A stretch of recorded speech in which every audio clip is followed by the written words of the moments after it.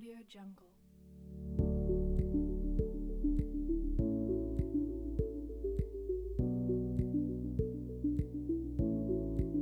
Audio Jungle.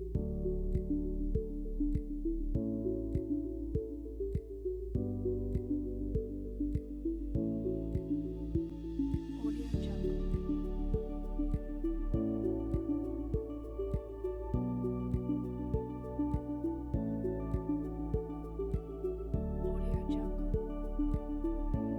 Pada era moden ini, umat Islam sering berhadapan dengan pelbagai cabaran yang melanda, di mana umat Islam perlu berhadapan dengan penjajahan pemikiran dalam bentuk yang berbeza. Kepelbagaian kumpulan budaya manusia juga sering ditemui, seperti perbezaan kepercayaan moral dalam kumpulan sosial yang berlainan dan perbezaan latar belakang kehidupan dalam kumpulan sosial yang mempunyai persekitaran sosial yang berbeza.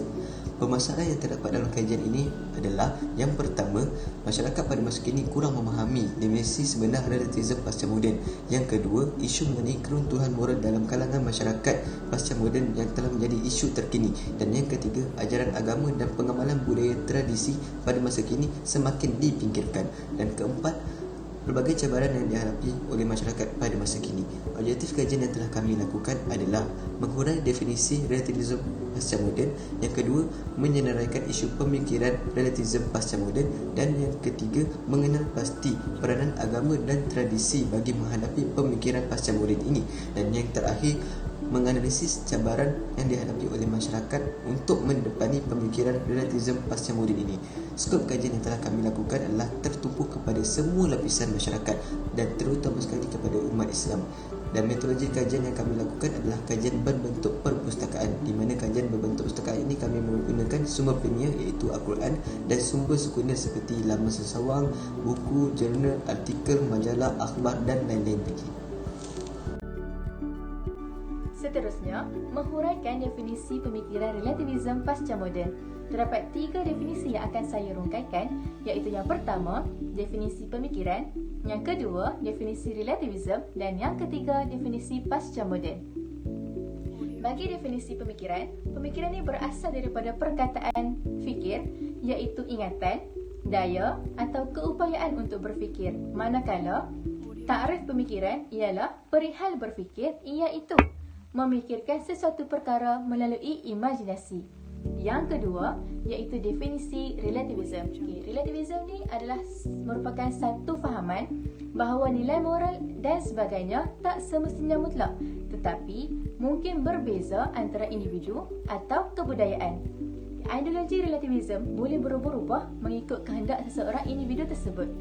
Kemudian, yang ketiga iaitu definisi pasca moden. Sebenarnya pasca moden tidak mempunyai maksud yang spesifik, tetapi mempunyai maksud dari segi perkataan asal, iaitu pasca dan moden. Pasca iaitu sesudah, selepas atau setelah, manakala moden iaitu masa sekarang berkaitan dengan masa kini yang terbaru dan mutakhir. Selepas berlakunya era moden dikenali sebagai pasca moden atau postmoden.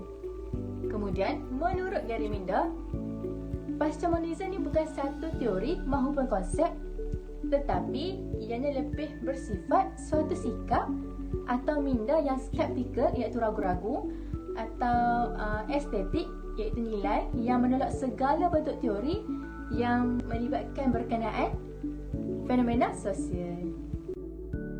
Isu relativisme berkaitan agama yang pertama iaitu tren melamar secara terang-terangan. Islam tidak menggalakkan umatnya untuk melakukan lamaran secara terbuka. Hal ini supaya tidak memberi tekanan kepada pihak perempuan dan juga menjaga air muka pihak lelaki. Sebaik-baiknya gunakan kaedah meresik untuk memberi laluan kepada pihak perempuan untuk berfikir dengan lebih tepat. Yang kedua pula iaitu isu menyambut hari Natal dalam kalangan umat Islam. Tidak menjadi isu apabila kita menerima jemputan dalam perayaan mereka untuk menjaga hubungan antara satu sama lain. Yang menjadi isu ialah apabila kita mengenakan pakaian atau perhiasan seolah-olah ia menyokong kepercayaan mereka. Untuk isu relativisme berkaitan budaya yang pertama itu tata cara pemakaian inai mengikut budaya India yang menjadi isu apabila kita mengenakan inai yang bercorak seperti binatang, dewa-dewi dan yang melanggar syarak. Cukup sekadar mengenakan inai yang bercorak seperti bunga, daun dan tumbuh-tumbuhan supaya tidak menyerupai satu kaum yang lain. Untuk yang kedua pula itu isu nasi ambeng. Nasi ambeng merupakan makanan istimewa bagi orang Jawa yang dihidangkan dengan pelbagai jenis lauk. Nasi ambeng tidak dibenarkan sama sekali menggunakan sudu dan garpu, hanya dibenarkan menggunakan tangan sahaja ketika makan, yang menjadi satu masalah apabila orang luar seperti orang barat yang tidak biasa menggunakan tangan untuk mencuba makanan seperti nasi. Manakala dalam bab 4 pula, terdapat dua aspek peranan yang telah dikenal pasti bagi menghadapi pemikiran relativisme pasca moden. Peranan pertama yang telah dikenal pasti adalah dari segi agama, iaitu mewujudkan ruang serta peluang berfikir yang benar kepada generasi muda Islam. Seterusnya, agama Islam menuntut manusia untuk menguasai ilmu agama. Di samping itu, agama Islam juga perlu meletakkan akhlak sebagai kedudukan dan kepentingan yang primer dan dominan dalam Islam. Peranan kedua yang telah dikenal pasti adalah dari segi aspek tradisi. Yang pertama, mementingkan budaya aspek berfikir. Yang kedua, tradisi keilmuan juga turut memainkan peranannya. Ketiga, peranan tradisi terhadap ekonomi dalam kehidupan sosial masyarakat tidak boleh difahami secara terpisah apabila wujudnya kumpulan-kumpulan etnik yang lain. Audio Jungle. Menganalisis cabaran yang dihadapi oleh masyarakat dalam menghadapi pemikiran relativisme pasca moden. Umat Islam berhadapan dengan pelbagai cabaran dan pemikiran. Antaranya adalah fahaman relativisme pasca moden. Era relativisme pasca moden menyaksikan perubahan nilai terhadap keseluruhan aspek dalam kehidupan umat Islam. Ia merupakan edisi terbaru dalam fahaman sukrisme barat moden. Dalam cabaran ini, kita akan terbagi pada tiga aspek, iaitu yang pertama, individu. Manusia menjadi rakus dan gelojoh yang tidak terbatas menyalahgunakan kebendaan dan kekayaan kurniaan Allah. Yang kedua, iaitu masyarakat. Struktur kehidupan masyarakat telah berubah. Yang ketiga ialah negara.